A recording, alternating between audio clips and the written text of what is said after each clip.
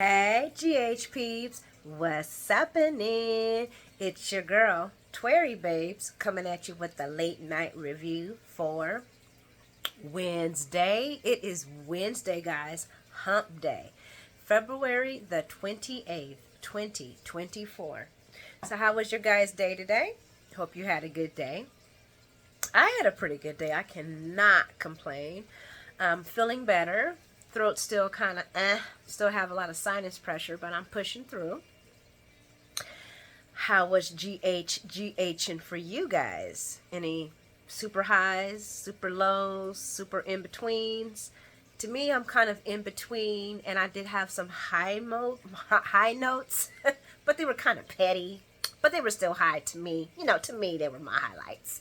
But if you like, please leave your highlights, comments in the comment section. I always appreciate your guys' comments and highlights. I love the interaction. I love hearing what your guys' thoughts was for the show. But anywho, guys, let's get into it. Oh, and please like and subscribe if you haven't already. So we're going to start this one off at the Quartermaine residence. And we have Brooklyn, Maxie, and Tracy, and of course Lois. And they're picking out wedding dresses. And this is a time when moms are not the bridezillas, but I can understand Lois and her reminiscing with her daughter, watching her baby get married. I can only imagine how I'm going to be when my child does it. So I can only imagine how she's feeling. And she's telling Brooklyn how, she remembers when she was a little girl and she was playing bride, and now she's a grown woman and about to be a bride, and how she's proud of her. You know what I'm saying? And it was beautiful. I ain't gonna lie. It wasn't. That part was beautiful. I'll just put that. That part was, watching her, gloss over her daughter was gorgeous. But Brooklyn actually isn't in to be getting the wedding dress, and why?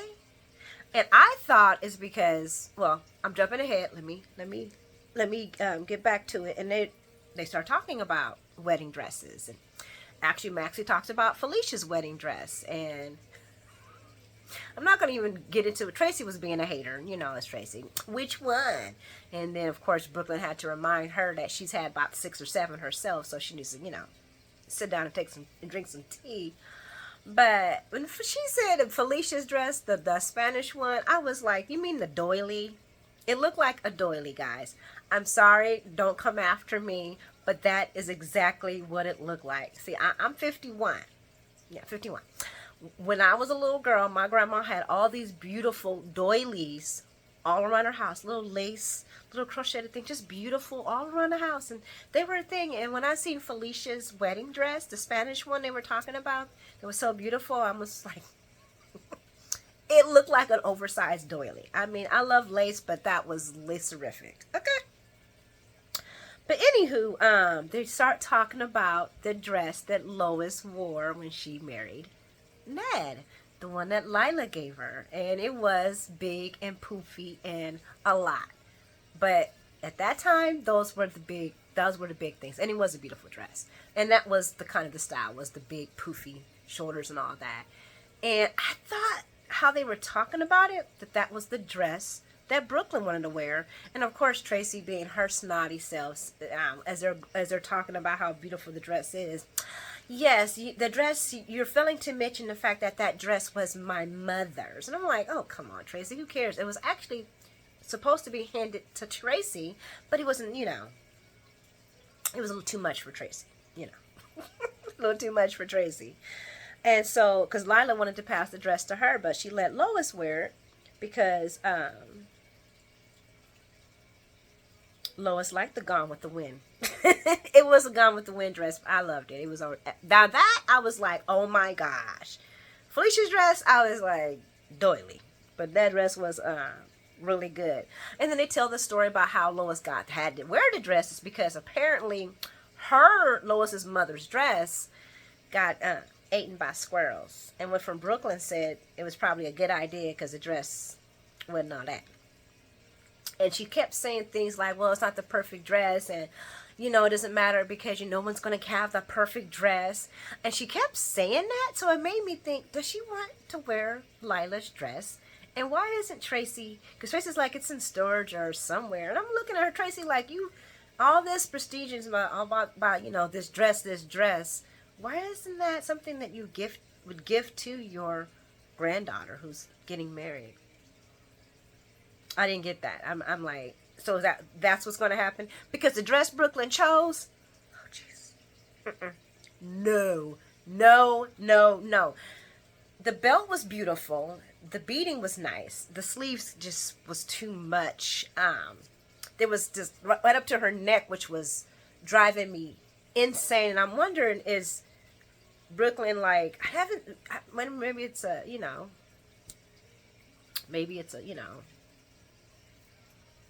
a religion thing or something. Maybe she's supposed to not show, but she was in a love scene. I just noticed that she really doesn't show a lot of skin. So maybe that's why she chose that. That dress was hideous, guys. That dress was so hideous. And she's got she's full figure, but come on, honey. I'm full figure too. What are we doing here? And you don't have to be all boosty and breasty. But where is your arms? Where's your upper neck? Where is your neck? Where's the neck? Y'all see that? Yeah, please. Not. And she said, well, it's a maybe. I said, that's a no. I was like, that's a no. Guys, come on. All the bride ladies, come on. Y'all was sitting with me. Y'all seen that dress. Y'all was like, no, Brooklyn, please put that away. I think she would look absolutely gorgeous in Lila's dress. I really do. And I hope that's, you know, what happens. We're going to wrap around to the Finn, the Gregory, and all of them people. I think I talked all about the dress. Yeah, I did.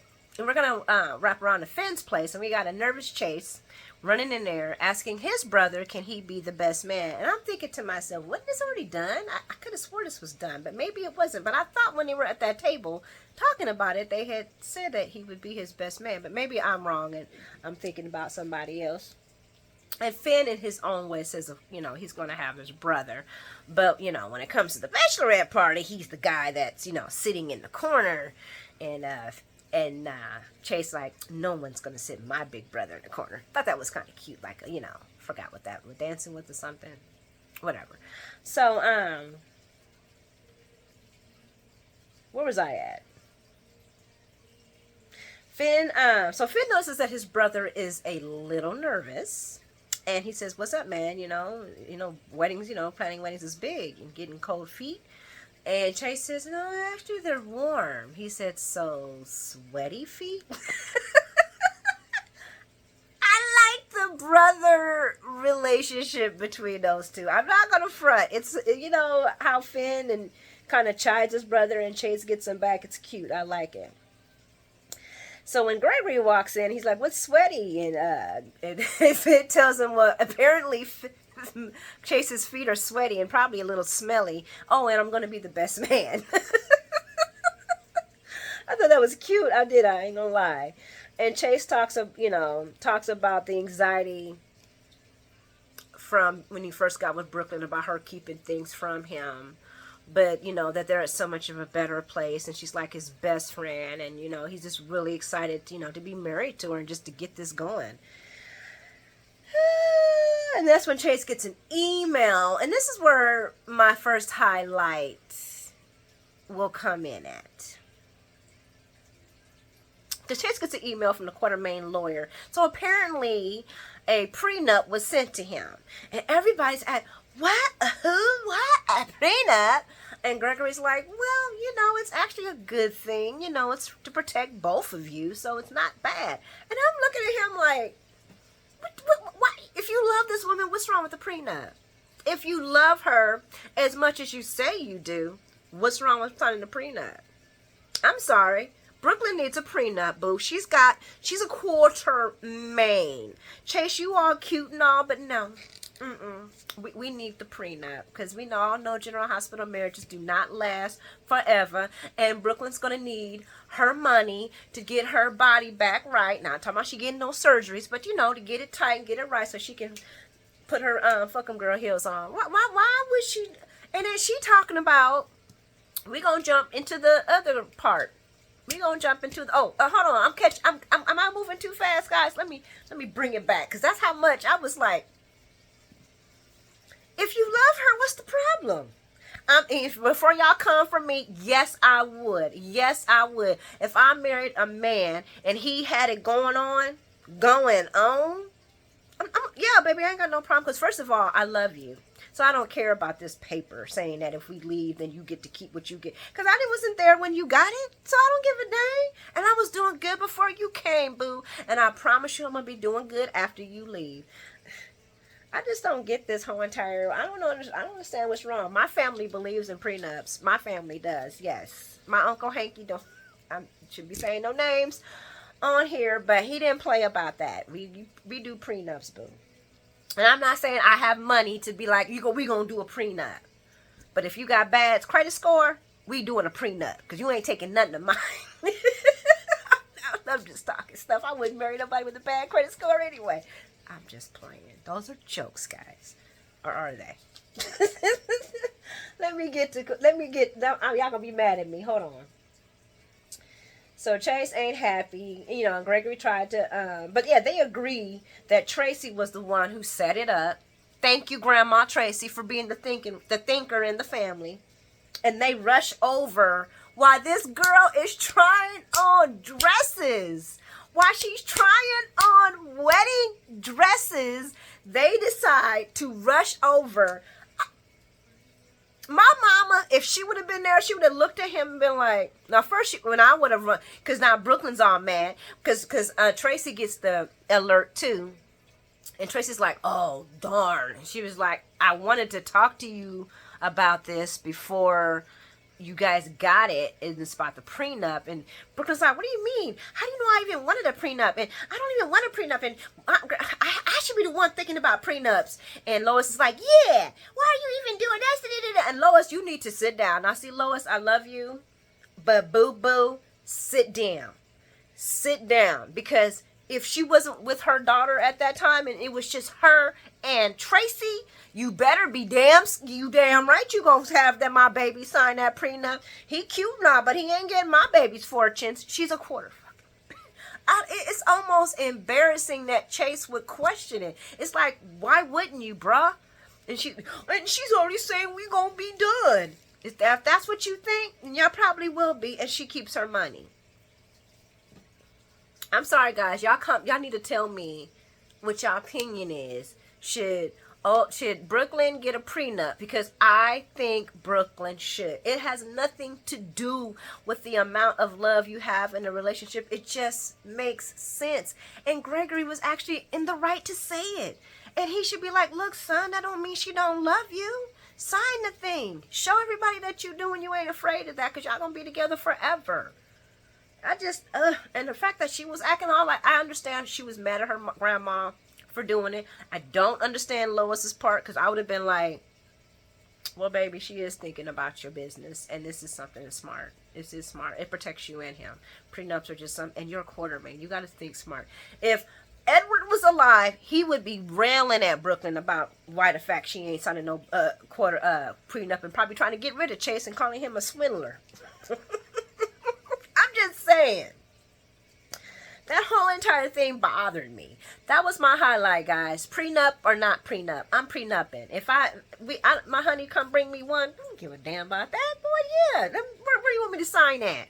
Where you want me to sign at? Because no, we good, and I'm good. I'm gonna make sure when I leave, I'm even better, and I'm gonna go need him to do it, girl.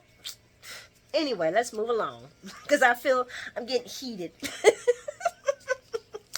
We're going to go over to the Karen's gravesite. And it's Karen's birthday.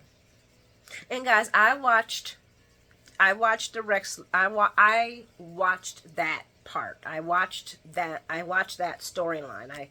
I actually started rewatching it about last year. I'm all the way up to the Jason and all some other stuff, but I watched that storyline because I wanted to watch old school, and I put in Google, YouTube, Sonny first hitting GH, and I started watching all these series before he actually hit GH in the stripper and all that other kind of stuff. So I'm very familiar with the Karen Wexler story.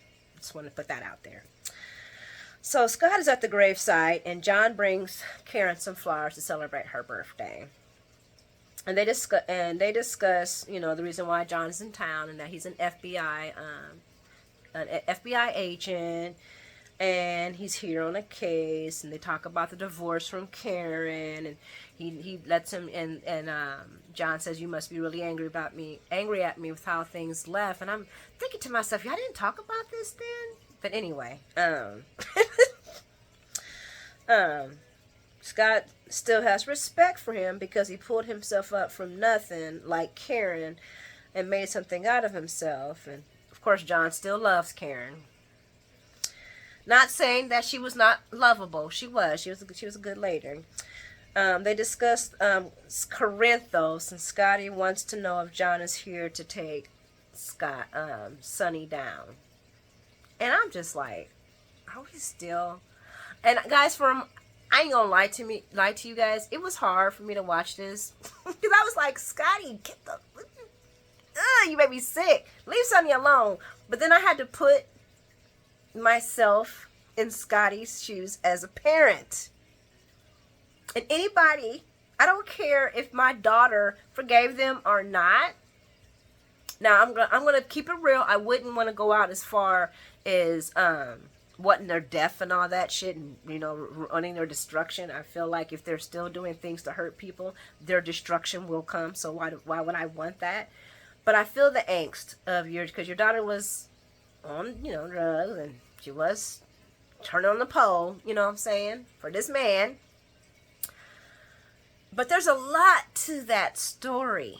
There's a lot to that. There's layers and layers, and Karen was going through some serious hell. I am not excusing what Sonny did, though. I'm not. That's why this was going to be, I knew this was going to be a hard story for me, because at one point I really did understand Scott's anger towards Sonny, because if this was my kid, I'd be still mad. I'd be like, man, F you. But I wouldn't be visceral as Scotty is in this. That's where I wouldn't be. And no, it wouldn't be because I'm saying that what Sonny did was okay. I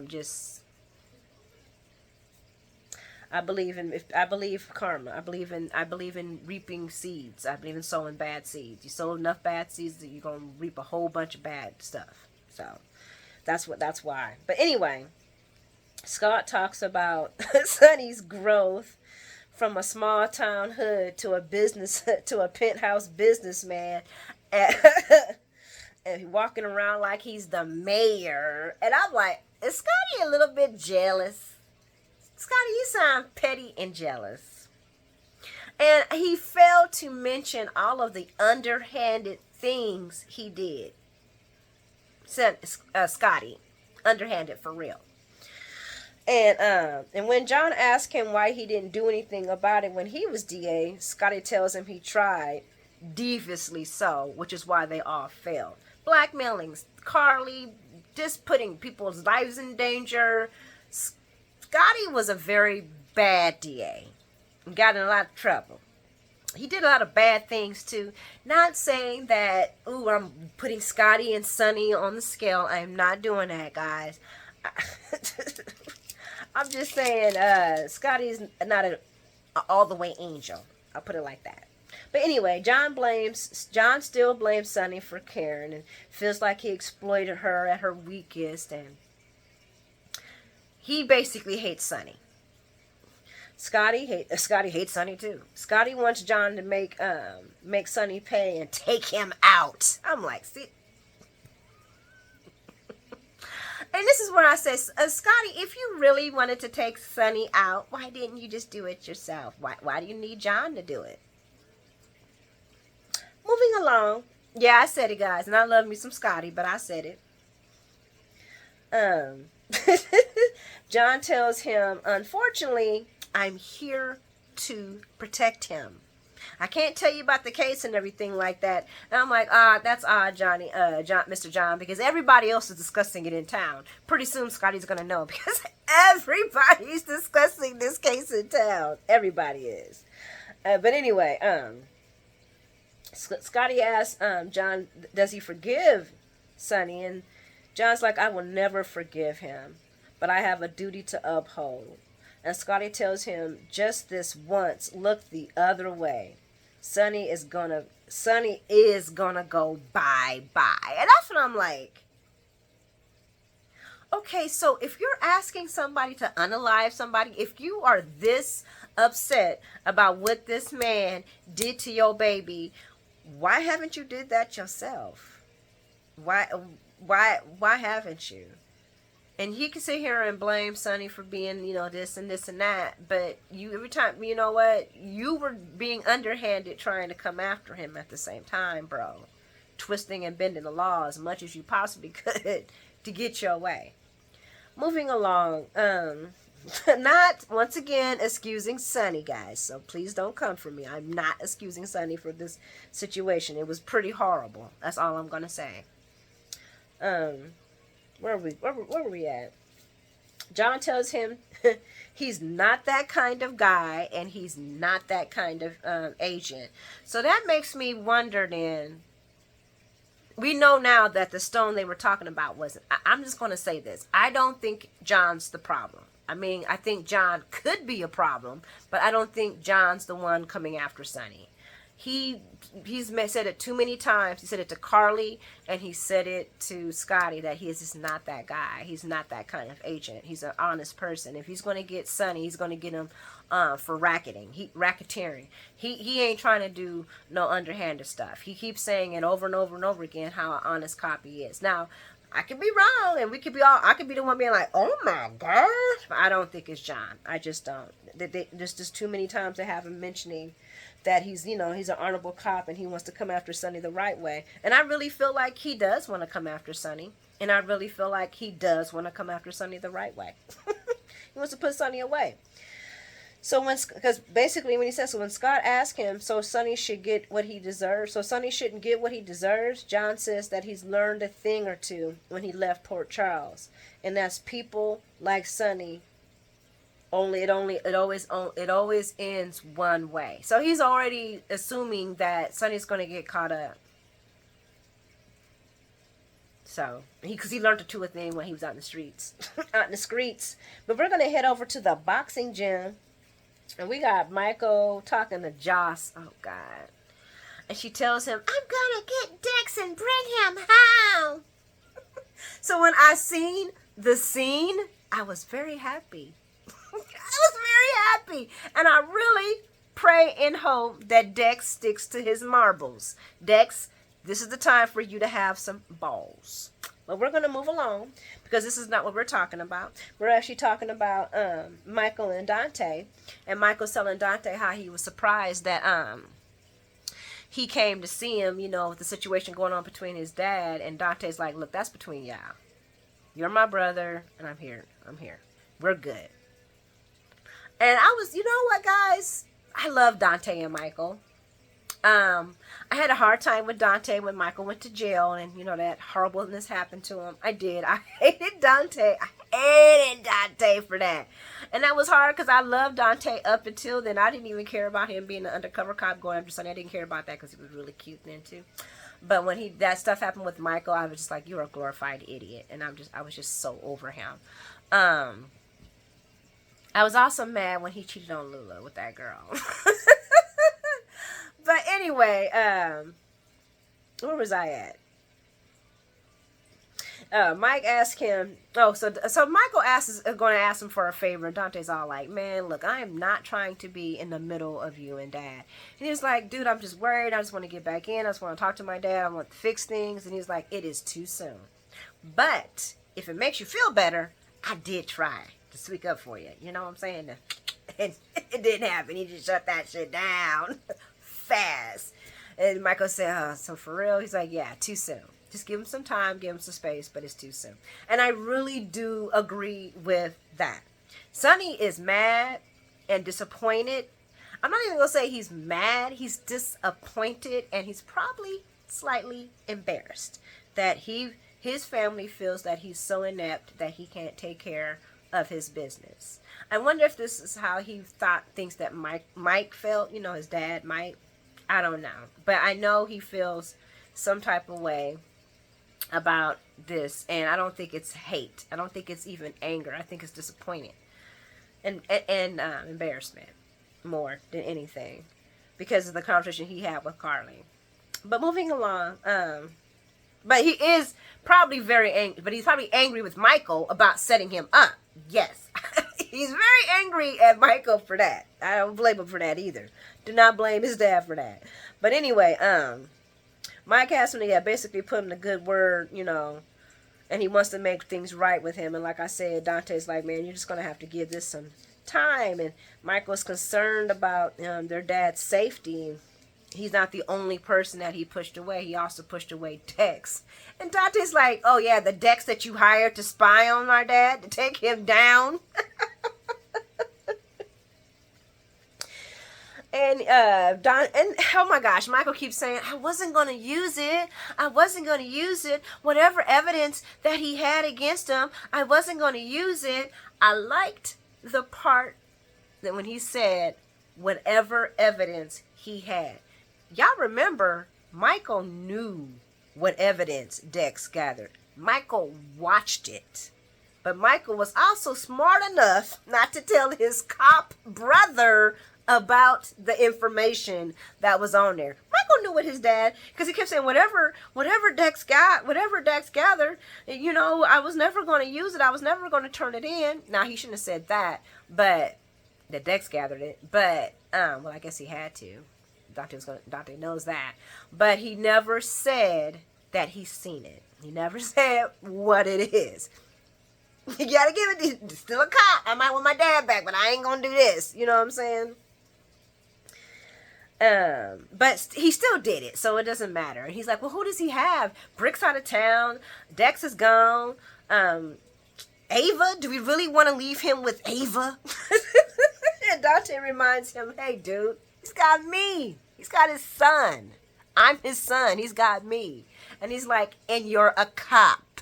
Dad's not going to work with you or tell you anything, which means he's really alone. And I'm thinking to myself, Michael, when have you ever been involved in any type of mob activity when it came to your dad? Your dad has always been other than Jason and maybe your mom and Jason, never was you, baby. Never, ever was you. I understand that he is concerned about his dad and he has all rights to be, but as far as him acting like him and Sonny had this big compound about gang life, that was never it. So I don't know what his point of what he could offer to his father. He a Quartermain. Dante tells him he's going to do whatever he can to protect their father. And that's when Michael brings up that Dante is bound to the PC code. And the person that's after their dad isn't. And that's what makes him even more vulnerable. And I wrote that down because that is very true. Dante is bound by code. He is bound by the police code.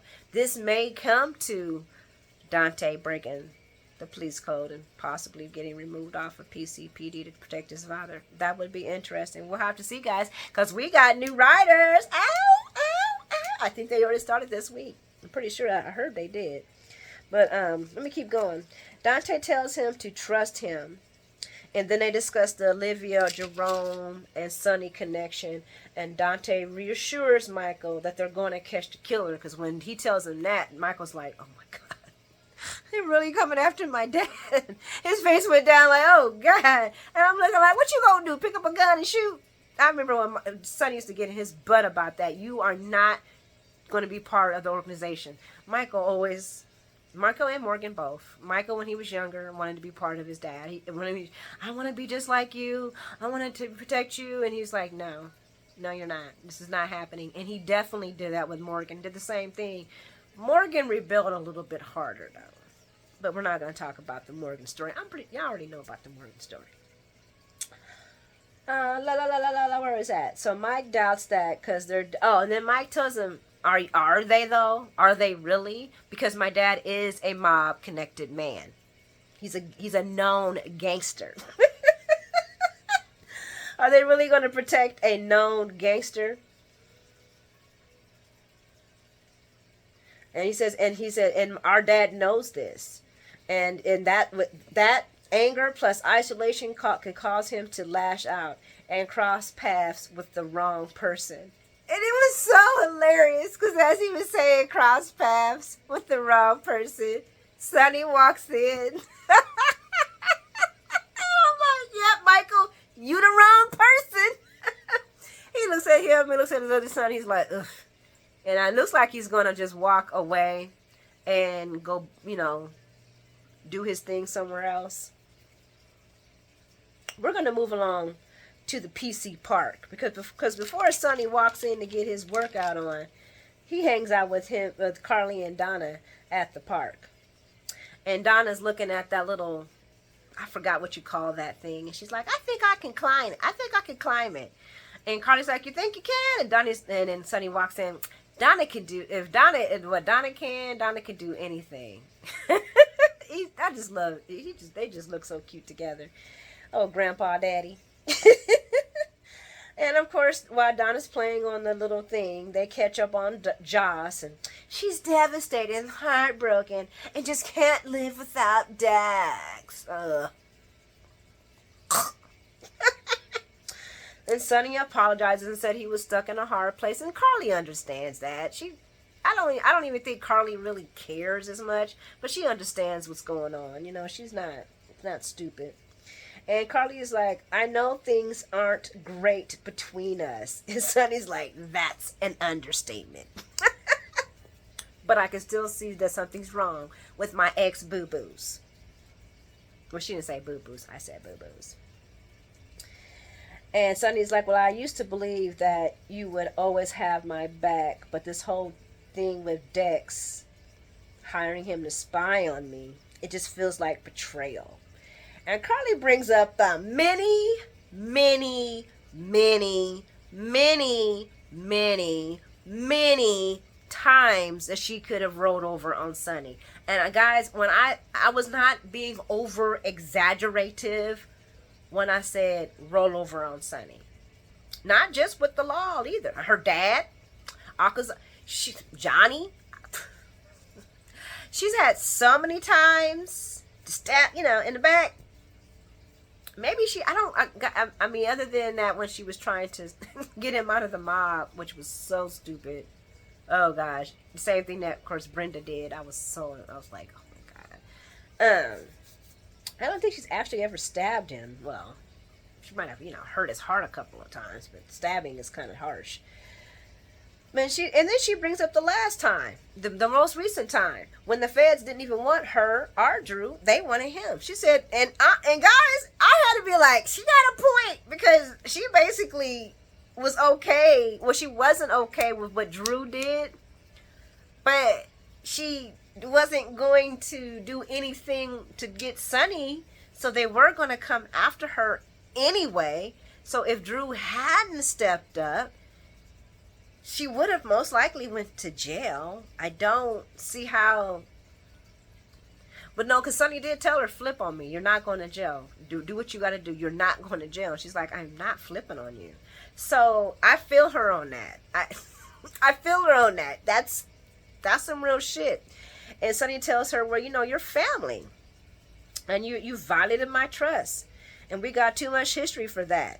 And I never thought you would do this. And she's like, boy, you know what? Whatever. You're going to believe what you want to believe. I really love this new Carly. I love the fact that she just be like, this is what you're going to believe. Okay, you know what? That's fine. I'm not even going to do this with you. I'm going back to watch my daughter. And Carly says that Donna is fearless. And Sonny says, yeah, like you. He says, and Carly says, don't say that. What are you talking about? Because she's a risk taker. She gets that from the both of us, by the way. I am worried about you. And he's like, contrary to popular demand, I can take care of myself. So this is where my petty highlight moment comes in. Because y'all remember yesterday when Nina was saying, yeah, our love is nothing like yours. And trying to say that her Carly's and his relationship, trying to say that her relationship was better than his and Carly's. Guess what, ho? Oh, did I say that? I'm sorry. I didn't mean to say that. I never ever say that. But guess what, Karen? Guess who still has, she might not be able to sit at the table, but she still got a chair. You ain't even got a stool. You ain't even got a footstool. You ain't even got an inch. You didn't get none of that comfortable, casual conversation. Yes, it was a small park bench, but they sat their healthy bodies on that park bench, had a great conversation. Basically, what I'm saying is, you can't compete with my Carly boo. Can't. There's no comparison. Don't you ever, ever, ever compare yourself to Carly again. Long live Carly babes. I'm done. Y'all can fight me on it. I don't care. I was sitting there watching that whole scene, and all I kept doing was playing the back of my head Nina talking about yesterday about how Carly ain't nothing to him. And no, she didn't say it those words, but that's how I heard it. And I'm sitting here watching how casual and comfortable. They parents, of course, they're not going to get loud and all that stuff like that. But he said the word family. Carly is family. Nina, you ain't got a park bench, a stool, and you'll come back later when he's done. But now you ain't nobody. Keep going, Twerry. Especially when he, anyway. So Carly tells Sonny that she heard about the mob hits and she's worried, and she's like, dude, we got kids together. And Sonny reminds her that he always will and always do and look out and protect his children. And Carly tells him about John visiting Bobby's, and he's like, that son of a bee. Carly tells him everything that John tells her about, he was super friendly because, Carly has to be petty and say that. And he was talking about mob hits and conspiracies and, oh yeah, and he wants you in jail too. And Sonny can't believe he has the nerve to talk to you. And I'm like, why can't you believe he would have the nerve to talk to your ex-wife in a public restaurant, Sonny? You don't earn the restaurant, okay, boo-boo? And he tells Carly that he's a punk with a badge that has an axe to grind who's thinking he's doing his job. And Carly says, and what is that? To protect me. Like he was angry about it. Like he's talking so much shit about this man. And when she say, so what's the job? To protect me. I don't trust, she says, and Carly asks him, she says, you don't trust him? She says, he says, you know what? Honestly, at this point, I don't trust anybody. That's smart, Sonny. That's smart. When Carly asks about, when Carly asks more, because he says, I know about John. I know about him.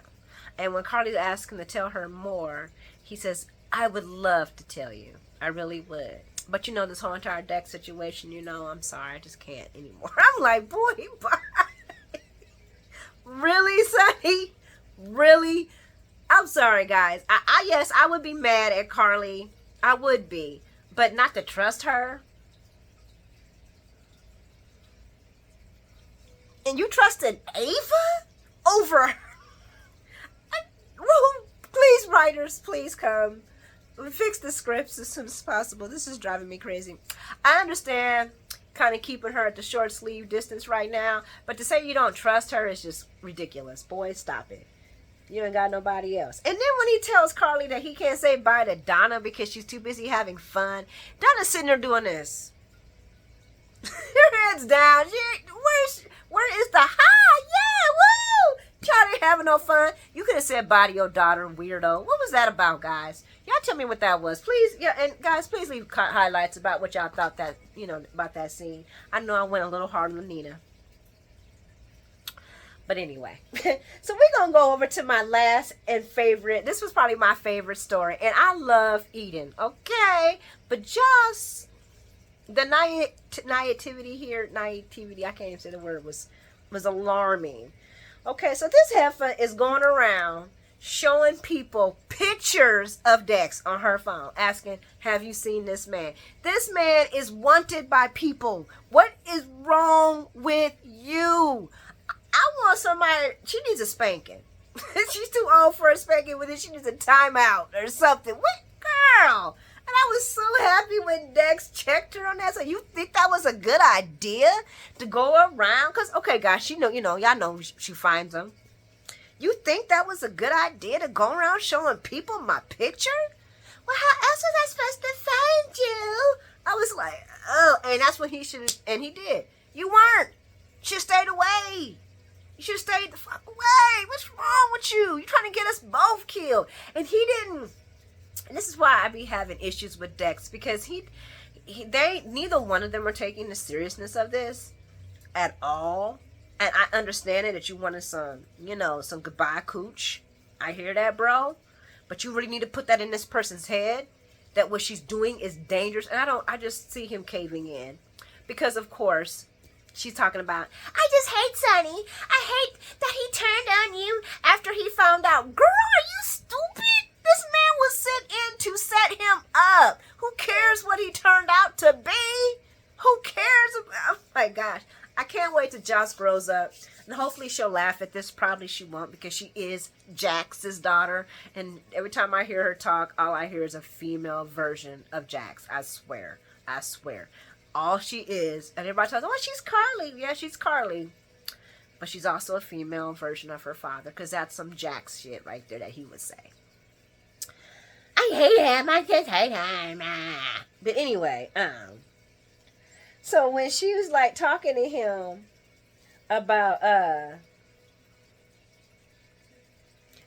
when she's talking to him about coming home, he said, I thought you understood. And she's like, huh? I ain't coming home. I ain't coming to no Port Charles. This is goodbye, Felicia. Goodbye. We just had goodbye sex.